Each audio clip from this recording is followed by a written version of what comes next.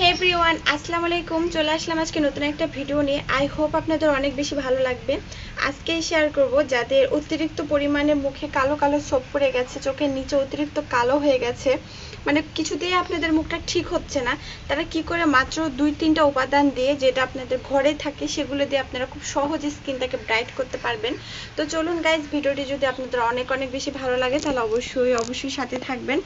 আজকে আমার মেয়েটা একটু মানে দুষ্টুমি করছিল, বলছিল আম্মু তোমার কাছে থাকবো, মানে তোমার সাথে ভিডিওতে আসবো, তাই নিয়ে আসা আর কি। তো আশা করি আজকে ভিডিওটি আপনাদের অনেক ভালো লাগবে। আর বিশেষ করে একটা বয়সের পর দেখবেন যে চোখের নিচে কালো ভীষণ দাগ হয়ে একটা বয়সের ছাপ পড়ে যায়, যেটা ভীষণ বাজে লাগে দেখতে। তো আজকে শেয়ার করব আলু দিয়ে আর হচ্ছে লেবু, আর আপনার যে ঘরে কিছু উপাদান যেমন নারিকেলের তেল, অলিভ অয়েল তেল, সেটা দিয়ে আপনারা একটা ফেস প্যাক বানাতে পারবেন, যেটা আপনি স্কিনটাকে অতিরিক্ত ব্রাইট করবে কোনো রকম কেমিক্যাল ছাড়া। তো চলুন গাইজ, ভিডিওটি ভালো লাগবে। আশা করি আজকে ভিডিওটি আপনাদের অনেক বেশি ভালো লাগবে। সো গাইজ, যেটা করতে হবে এটা হচ্ছে আইস। তো এটা দিয়ে আপনারা প্রথমে হচ্ছে খুব সুন্দর করে আপনারা পুরো মুখে ঘষে নেবেন।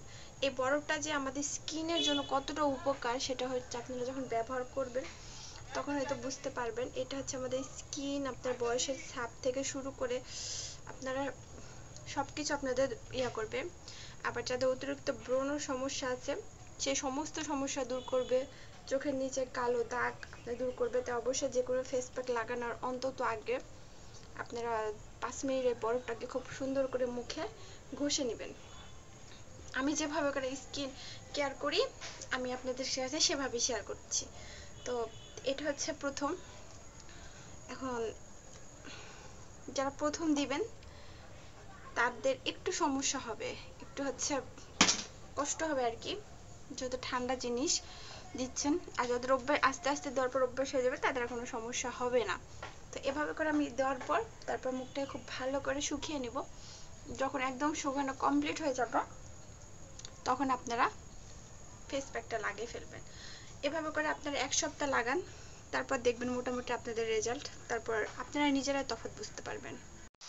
এখানে আমি ব্যবহার করছি হচ্ছে আলু হচ্ছে আমাদের স্কিনের জন্য খুব ভালো কাজ করে। যারা নিয়মিত আলুর রস আপনার চোখের নিচে, মুখে বা হচ্ছে গলাতে, বগলে ইউজ করবেন তাদের দেখবেন যে আপনার যে এক্সট্রা যে কালো একটা ভাব আছে ওটা কিন্তু চলে যাবে।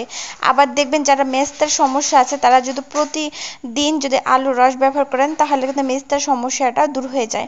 আলু কিন্তু আপনার দ্রুত স্কিনটাকে ফর্সা করবে, তো অবশ্যই আপনারা রেগুলার আলুর রসটা ব্যবহার করবেন। আলুতে আপনাদের কখনোই কোনো রকম ক্ষতি করবে না বা মুখ চুলকাবে না, কিচ্ছু না। অনেকে বলে যে অ্যালার্জির সমস্যা, তো তাদেরকে বলবো অ্যালার্জির সমস্যা হোক আর যেটার সমস্যা হোক, আলু আপনার কখনোই ক্ষতি করবে না।